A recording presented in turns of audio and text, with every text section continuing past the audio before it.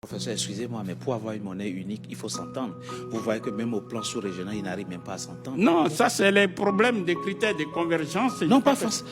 Mais s'il n'y a pas d'entente entre les États. Mais justement, s'il n'y a pas d'entente, ça veut dire les Africains qui sont là et qui nous écoutent n'ont pas encore compris. J'ai dit, l'aide ne viendra pas de l'extérieur. Il faut se mettre ça dans la tête. C'est comme quelqu'un qui a son foyer conjugal à gérer et qui compte simplement sur l'aide du voisin pour nourrir sa famille. Ça, c'est manquement de conscience. Donc, nous disons et nous répétons. Ça, c'est la première solution, c'est la monnaie unique africaine. Deuxièmement, avec l'argent qui est le nôtre, qui est garanti par nous. Oui.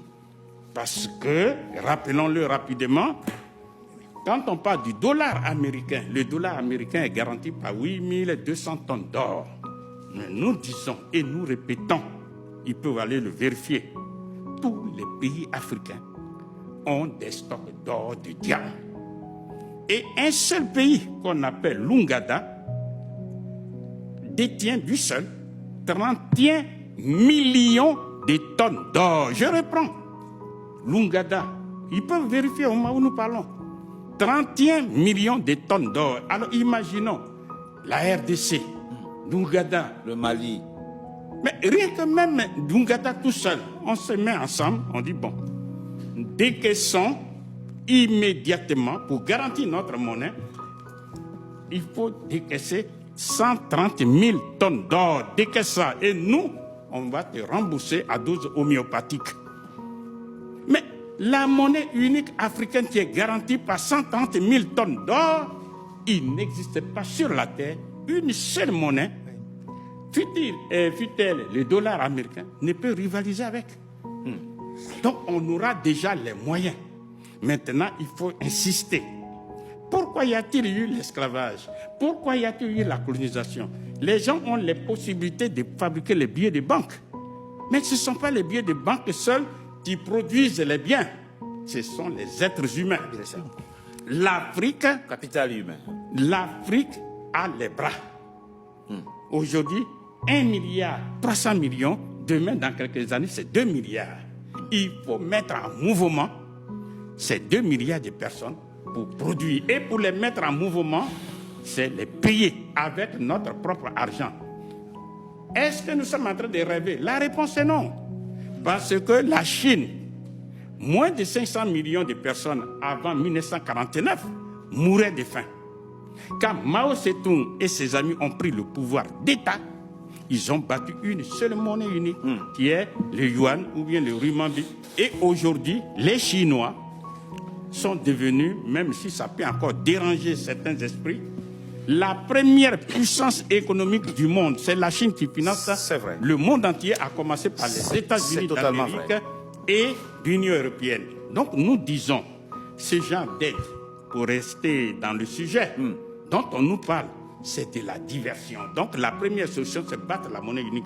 Deuxièmement, avec la monnaie unique africaine, nous allons industrialiser les économies africaines, c'est-à-dire transformer toutes les matières premières agricoles, minières, minérales et énergétiques en des produits finis qui génèrent de la richesse qu'on appelle les valeurs ajoutées, lesquelles valeurs ajoutées éliminent la pauvreté. C'est ce que font tous les pays dits développés. Il n'existe pas sur la terre un seul pays développé qui ne soit pas industrialisé.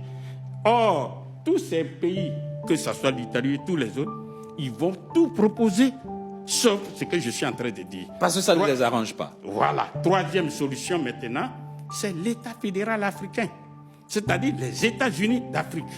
Et ça, on n'a pas besoin des années de lumière. Un juriste à ma gauche ici, il suffit simplement de mettre une ceinture politique autour de ces 54 pays et on sort un être moral qu'on appelle l'État fédéral africain et on lui accorde 6 compétences qui sont 1. Puisque nous sommes un seul État désormais, tous ceux qui ne font pas partie de l'Afrique, eh bien avec eux on a des frontières. Donc c'est l'État fédéral africain qui va gérer sa deuxième compétence. Lorsque vous écrivez aux États-Unis d'Amérique, vous achetez un seul thème. Vous n'achetez pas 50 thèmes. Donc, c'est l'État fédéral qui va gérer les PTT. Troisième solution, une troisième compétence, eh bien, il y a une seule politique étrangère. Quand je m'avais à l'ambassade des États-Unis, vous allez dans une seule ambassade. Donc, si on crée notre État fédéral, eh bien, c'est l'État fédéral qui va gérer la politique étrangère. Maintenant, ça, c'est ce qu'on appelle les compétences naturelles. À cela s'ajoutent 3 autres compétences qui sont la monnaie unique africaine sera gérée par l'État fédéral africain. C'est-à-dire tous les 54 pays qui sont membres, on va avoir une seule monnaie. Et avec pas une banque centrale africaine, vous voulez dire? Bien sûr, avec une banque centrale. Donc, ça, c'est la 4e compétence. La 5e compétence, eh bien, c'est la défense. Aujourd'hui, beaucoup de pays africains sont victimes de l'insécurité, par-ci, par-là. Quand on voit en RDC, il y a la guerre là-bas. Quand on voit au Soudan, il y a la guerre un peu partout. Eh bien, nous disons, nous allons avoir une armée fédérale africaine, écoutez-moi très bien, rendue invincible. Pourquoi? Parce que nous avons les moyens pour acheter des armes extrêmement puissantes dans tous les pays qui veulent commercer, qui veulent coopérer avec nous, c'est-à-dire, par exemple, que ce soit en Chine, que ce soit en Russie, que ce soit en Corée du Nord. C'est ici et maintenant, c'est possible au moment où la Russie est en conflit ouvert avec l'Occident. Pourquoi? Parce qu'il faut connaître la thèse. Il est hors de question de permettre aux Africains de s'armer. Parce qu'il ne faut pas armer un esclave. Parce que si l'esclave est armé, non seulement il ne va pas se soumettre, mais il peut même tuer le maître. Voilà pourquoi l'Afrique est dans ce désordre-là. 6e compétence. Et la 6e compétence, eh bien, l'État fédéral va veiller à l'industrialisation des économies africaines. C'est-à-dire, écoutez-moi très bien, voilà un juriste, il faut constitutionnaliser, il faut mettre dans la loi des lois l'obligation de quoi? De transformer toutes les matières premières en des produits finis. On ne doit plus jamais exporter les matières premières brutes de l'Afrique. Mais ce sont les produits finis qu'on peut faire.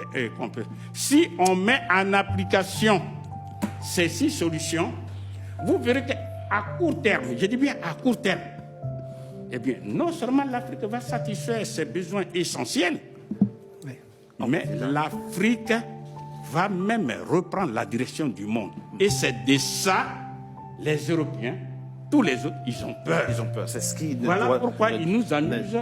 Ils amusent